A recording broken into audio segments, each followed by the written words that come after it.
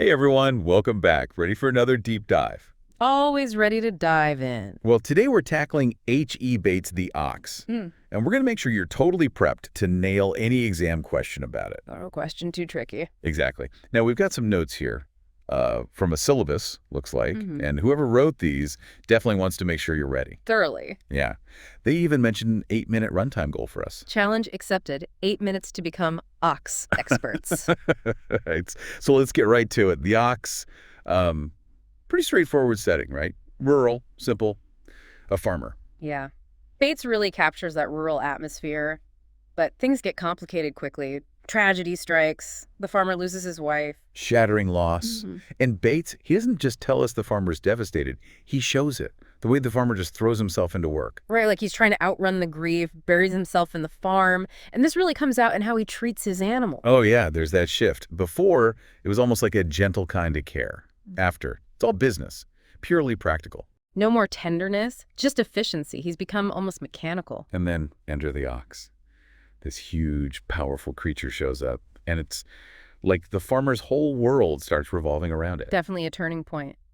Now, thinking about exams, this ox is ripe for symbolism questions. What could it represent? Oh, good one. I mean, it could be strength, right? The farmer clinging to something powerful after such a huge loss. That's a solid interpretation, a way to find stability when everything feels chaotic. But I was also thinking, couldn't it be a burden too? Like a symbol of all that grief he's carrying? And the endless work? You've hit on something really important there. It's not a simple symbol. Yeah. The ox, it's got this duality, strength and burden, mirroring what the farmer's going through. So if an exam asks about the ox's symbolism, you got to bring up both sides, right? So you get those layers of meaning. Absolutely. Nuance is key. And this is where understanding the story's structure helps. Think turning points. The wife's death, the ox arriving, and that big decision the farmer makes about its fate. Yeah, those are the moments that change things. They reveal how the farmer changes and how the ox's meaning shifts too. Right. So structure isn't just knowing the plot points, it's using them to unlock the deeper stuff. Character development, for instance. Like if you're analyzing the farmer, you point to those turning points to show how his actions and motivations change. Precisely. Now let's add another layer. Allegory. Bates often used his stories to comment on social stuff.